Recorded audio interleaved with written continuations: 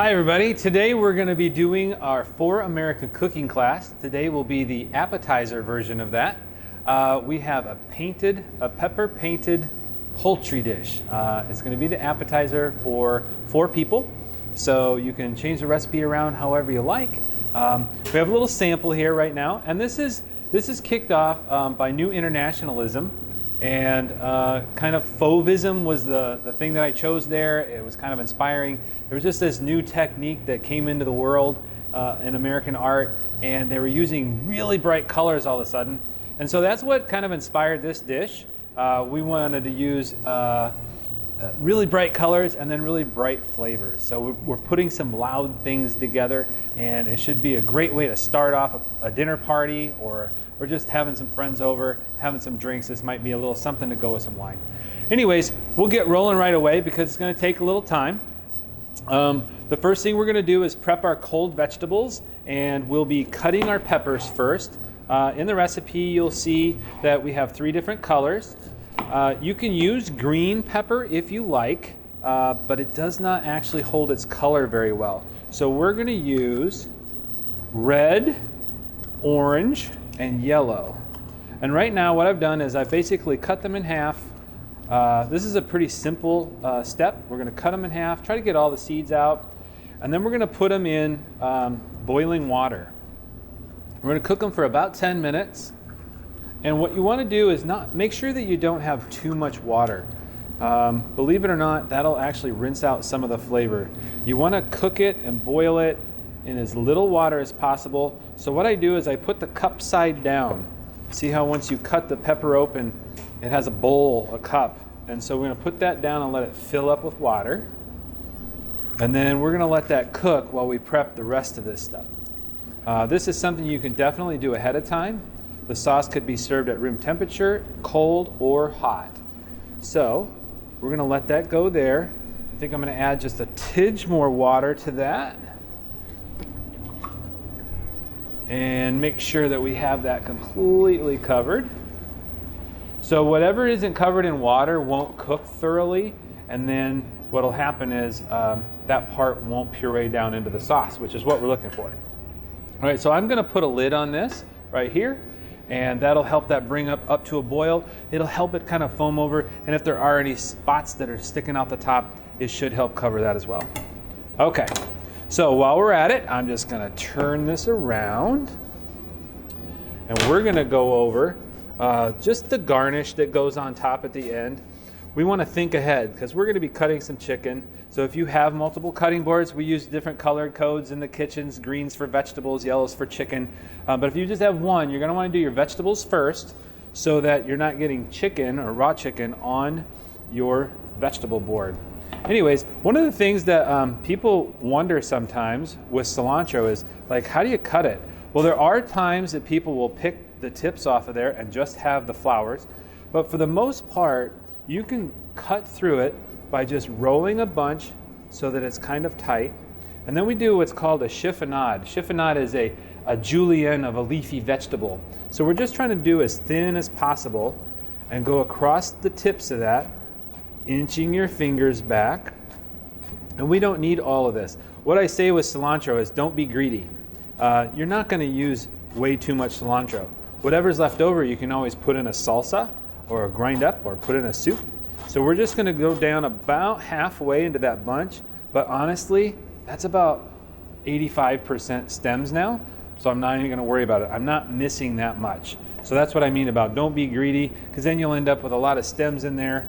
And we tell the cooks that when we're training them, you're not trying to save the cost of the world and feed the world on what you saved with cilantro trimmings. So we've got that. We're done and out of the way with that. And that's going to become part of our garnish, and we have our seasoning there. But what I want to move on to then is our chicken. So we have a little bit of time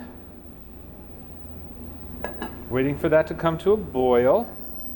And the chicken, this is chicken breast. You can use chicken thigh. I think for this dish, breast is appropriate because it's cut small and cooked for a short amount of time. And that's kind of what determines what cut of chicken you want to use. I would say the chicken is going to be cut into strips, and we want to use it for, like I said, for 4 people. So any trim that you take off, just go ahead and set aside. Again, you can put that in your soups. You can make that into something else. There's also this little place in the chicken where the wing joint was cut away, and that part's not very tasty. It's got a little knuckle kind of bite to it. So we can just take that right out of there and get it out of the way. And we'll do that on both of those. It's important to trim up your chicken a little bit so that you don't have any problems down the road with pieces that you don't want, because we kind of want everything to be uniform best we can. Now, how we cut this chicken is kind of important. I know it sounds silly, but there's actually a right way and a wrong way, kind of like a roast or a steak. If you've cut it the wrong way, it's going to be tough. It's not going to be the way you want it. And we want this to be nice and tender because it's small bites. It's for an appetizer, and we want it to just kind of absorb some flavors. So if you look, there's stripes going one way, okay? And then there's this other piece on the other side. We'll get to that, and that's not the end of the world. But what we want to do is lay that there and then cut across the stripes 90 degrees. So we're cutting it so right across the end of it. All right, this is coming up to a boil.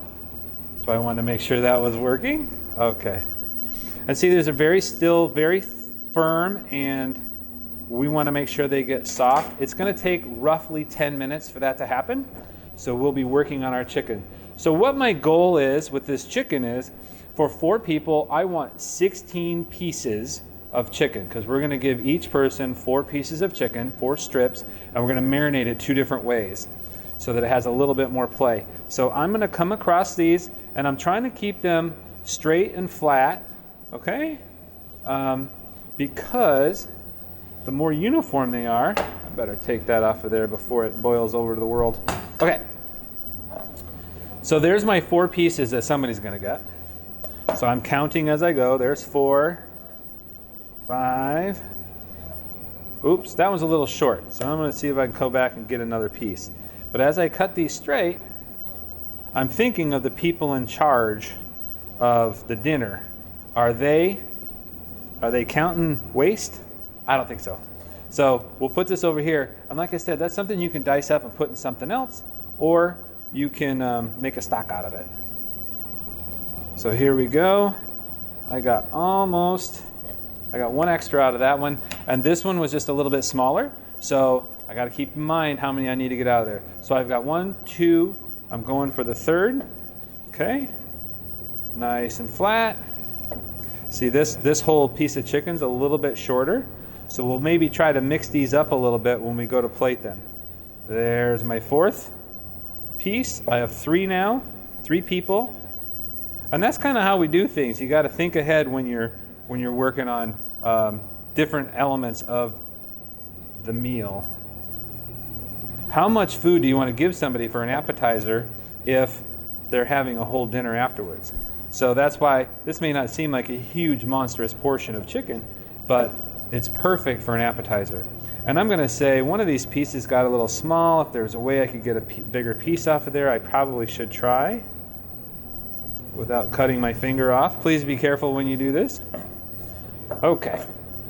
So this says that it is a duo of marinades and a trio of sauces. So I'm going to show you what I mean by that. So we're going to move this garnish out of the way.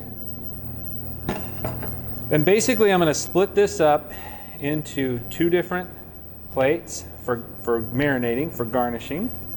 And I can get this completely out of my way. There we are. All right. So really important, you may not have noticed this, but I had a dry hand. This hand was holding the knife. This hand was touching chicken. And right now, I want to keep that going. I want to touch the chicken with my left hand and touch my seasonings with my right hand to make sure that I don't get chicken in my seasonings, because then I have to throw all that out. So basically, it is a little difficult. It is a little different. It'll feel odd to just use one hand. But basically what we want to do is spread these out now with the flat side down, and we're going to garnish both sides. And what's interesting, you think of marinades, you think overnight, 4 hours, 2 hours. You know what? This is honestly going to take just a couple minutes because of how we've cut the chicken. It's really important, I was saying earlier, to think about how things go with the meal. You don't want to spend all day doing this. So as you do this, you could have done this yesterday and just thrown this in the pan when your guests arrive. But at the same time, if you like to stand in the kitchen and cook and talk, this is something people can help you out with as well. So basically I have basic components. We have our black pepper, we have our granulated garlic, we have our kosher salt, and we have some paprika. That's what we're using. So we're gonna paprika one side and black pepper the other side, and that's gonna be our 2 marinades. So they're 2 different flavors. And you can use as much pepper as you like. It is spicy, and when you cook it, it actually gets hotter. And I don't know if people know that. So this paprika, it's not going to have any heat to it, but it's going to have a nice color, and it actually has a decent flavor when it's cooked with some olive oil that releases those flavors. Black pepper is a ground pepper, it's a corn, peppercorn. Paprika is the flesh.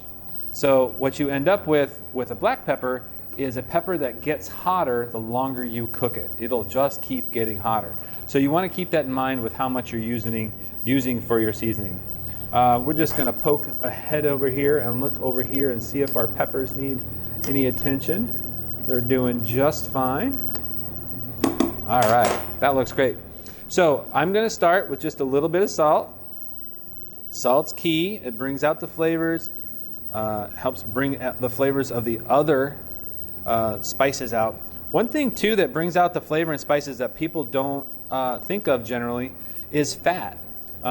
So people think this is dried garlic, and then that means all the water is gone. But actually what it's missing to release that is a little bit of fat. So we're gonna do this in olive oil, and it'll help release the flavors in that. If you've ever tried to add garlic to like soup or sauce or something at the end, it doesn't really work well if it's going right into water. It needs a little fat, so bloom it in a little bit of olive oil before you add it to your soup. And when I say bloom it, it blooms the flavor. All right, so we put a little bit of kosher salt, a little bit of garlic. Now we're gonna do paprika. I heard it called paprika, all kinds of fun stuff. I don't think there's really a rule on it. It's really pretty, and it has, when you use enough of it, it has a great flavor. That's where you get that Hungarian goulash thing happening with the paprika in it. So I've done a little bit of that. You can see I've done one side. I'm going to do one side of each one, and then I'm going to flip it with my chicken hand. It's important to keep those separate. This one, I'm not actually going to flip the black pepper one because that would be too much black pepper. But this one, I'm going to pat the paprika in so that it's kind of covered from end to end. And then I'm going to flip that chicken over and do the same thing to the other side. All right. This doesn't take that long. And like I said, you can have it done ahead of time. This is also something that you could do as an entree. Just do more chicken per person. I would just say that this same recipe would feed 2 people. But you might, actually, I'm not flipping that over, I forgot. So what you'll see is this chicken actually has more stuff that hit the plate. So I'm just gonna slide this around and it'll pick up that residual seasoning and it'll end up on the bottom of the chicken. So I don't have to over season this one. So that's just got the black pepper and seasoning on one side, and basically I'm gonna move it around until all the seasoning that's on the plate is stuck to the chicken, and that's ready to go. But this one, I am going to re-season a little bit lighter with the salt on the back side, and then a little bit lighter with the garlic. But the paprika, you can do pretty well. Now, you notice I didn't put any oil on this at all beforehand. I want the natural fats of the chicken to kind of reach out and grab these flavors and pull them into the chicken. Since it's so thinly cut, it won't take but a few minutes for it to absorb the flavors. So while that's happening, I am going to change my gloves and then we are going to move on to the next segment. Okay, now we're going to move on to the next steps. We're going to switch our pans out here. I've got my boiling water coming off of the cooker, and you can do that at the highest heat your oven will go, your stovetop will go. All right, the trick is, like I said, not to use too much water. No need for all that. All right, so I'm going to put my saute pan on right now. I would recommend maybe timing this out a little bit different at home, but I'm going to let that heat up so that we can get moving on that. And then I'm going to show you where we go with the next steps, which is the peppers. So, like I said, we have 3 different colored peppers here. We have yellow, we have orange, and we have red. And you might have a little trouble determining which one was yellow and which one was orange, but definitely there is a distinct difference. I'm going to show you a little trick here. So we want 3 distinct colors, and the yellow and the orange are going to be just a little bit similar. So what we're going to do is we're going to add a little bit of the red to the orange, and it'll actually enhance that orange color. So I've just put them in a container. I suggest something a little bit taller. It can be even a glass. Anything that your immersion blender can move into. So I'm going to start with the yellow, and it doesn't really matter where you start, or if you have the upside or the flesh side up or flesh side down. Just go ahead and stir that, and I'm just pushing straight down, and it doesn't take long. Once I get to the bottom, I'm just going to let it run. There we go.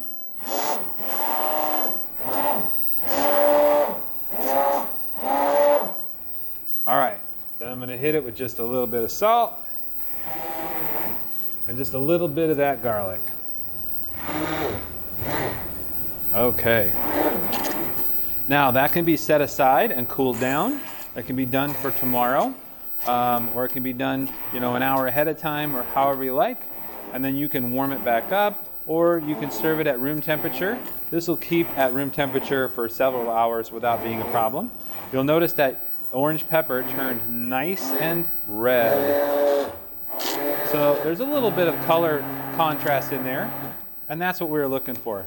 And if you wanted a little bit more orange, you could add a little bit more pepper, or a little bit more red pepper, and enhance that color. You don't want to go too far, it will actually just turn orange. All right, and then we have our red one as well, and we're going to hit that with a little bit of seasoning.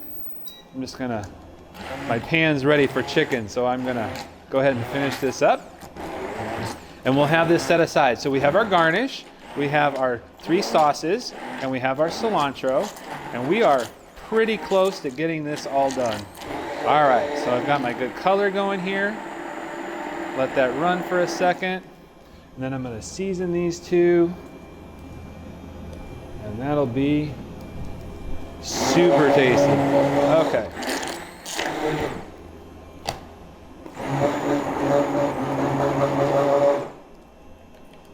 Get that done and out of the way. That'll be ready to go for the next step. And we are set for cooking the chicken. Okay, so we're going to use a little bit of olive oil. I like olive oil. You can use avocado oil, anything like that. Something with somewhat neutral flavor. Olive oil doesn't have a neutral flavor. It's pretty distinct, but it actually goes really well with this dish, especially with the peppers. Peppers and olive oil definitely live in the same world. Okay, so what we're going to do, we're just going to, now that we've got the pan good and hot, what I'm going to do is start with, for the purposes of this cooking class, I'm going to do 1 plate worth, and I'm going to cook 2 reds and 2 blacks. There we go. And again, this is not going to take long at all. We'll go ahead and get this out of the way, and we'll be ready to plate. The nice thing about smaller food is just how quickly it finishes up. And since we do have this already plated, you can see where we're headed with it. You want to make sure that the oil is hot enough that it doesn't absorb into the chicken, and then not so hot that you're scorching the oil. So this is going to take literally 2 to 3 minutes on each side. And you're welcome to use a thermometer on that. You want that up to 165 degrees minimum. And that'll give you a safety minimum for your temperature. Oh, okay. All right, so now I've got my red and black pepper chicken, and it is literally done. That's how quick it took. Okay, so I take that off the fire. I get my plate going, and we're just gonna do some nice diagonal against diagonal. So keep that in mind. So I'll take the 2 black peppers and move them one end of the plate. You can hopscotch them around however you like. All right. So now, all we're going to do is we're going to add just a little bit of the orange pepper. And what I want to do is, I kind of want to go with the chicken with at least one of these colors, and then I want to go across the chicken with another color. So I've done the orange down the middle, I've done the red down the middle, between the chicken going the same direction. Now I'm going to cross it, and it helps to actually move the plate a little bit. So now I'm going to set some in here, put some across the chicken, and you'll see that definitely the bright colors are going to bring bright flavors. Alrighty, and then I've got the orange that's going to cut the middle of that. So anywhere you don't have some color, add it in, go ahead and fill. And what's really going to bring this together is a little bit of green. So we've got all our sauces on. Wipe the edge of our plate. Looks good. And placement of the green is important. I'm using cilantro. You could use chopped chives or scallions, even fresh basil, chiffonade basil. That would work wonderfully with this sauce. All right. And then if your guests don't really care for the green, you know, just put it in the corner and say it's just for looks. But it definitely needs a little bit of something so that the art of what you're making actually comes through. So I hope you had fun. I hope you get to enjoy this, and we'll be talking to you for the next course. Thanks so much.